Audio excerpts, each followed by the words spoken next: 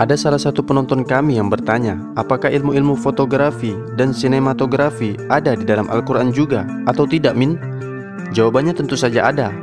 Bahkan Nabi Muhammad sudah lebih dulu mengabadikan gambar-gambar yang indah di dalam Al-Quran dari seluruh penjuru semesta alam yang diperlihatkan dan diwahyukan Allah, Tuhan semesta alam, kepadanya.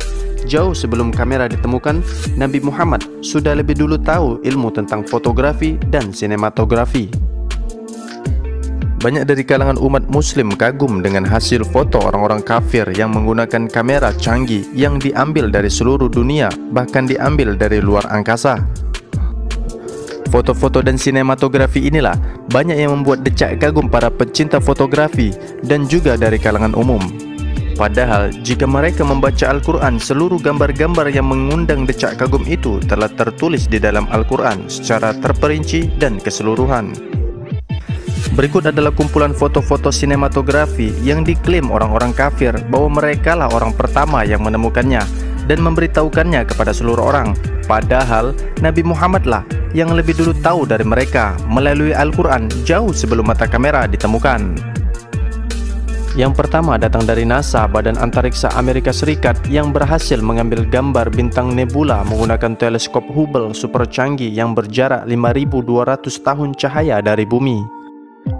Dari hasil yang ditangkap oleh mata kamera NASA, terlihatlah fotografi yang menakjubkan penduduk bumi, yaitu sebuah proses bintang yang meledak yang membentuk bunga mawar yang mengkilap seperti minyak, dan NASA memberinya nama Nebula Rosetta atau Nebula Mawar. Ternyata hal ini telah disampaikan oleh Nabi Muhammad SAW melalui Al-Quran jauh sebelum NASA menemukannya, yaitu di surat Ar-Rahman ayat ke-37, yang artinya, maka ketika langit, bintang atau tata surya telah terbelah atau meledak, lalu menjadilah ia mawar merah yang berkilat seperti minyak, maka nikmat Rabbmu yang manakah yang kamu dustakan? Ayat ini terlihat dan terdengar jelas sama persis dengan apa yang telah dijelaskan NASA, bahwa bintang yang meledak di langit akan membentuk nebula seperti mawar yang mengkilap seperti minyak.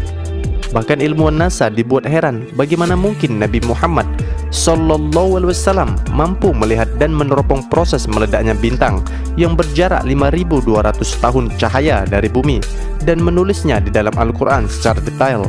Padahal di zaman itu belum ditemukan kamera canggih yang mampu meneropongnya.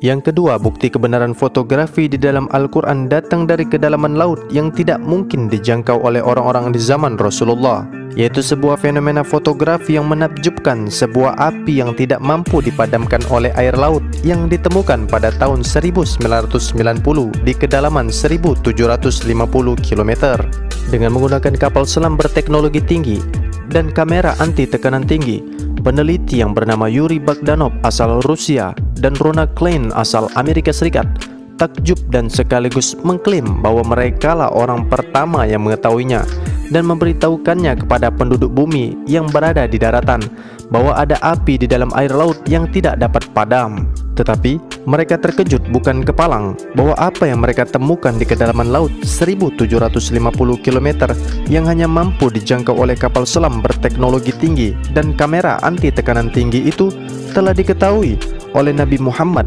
SAW 1400 tahun yang lalu dan telah tertulis secara detail dalam Al-Quran, yaitu di surat At-Tur ayat 1-6 yang artinya, demi Gunung Sinai dan kitab yang ditulis pada lembaran terbuka, demi Baitul Ma'mur atau Ka'bah, demi atap yang ditinggikan atau langit, dan laut yang di dalam dasar tanahnya ada api.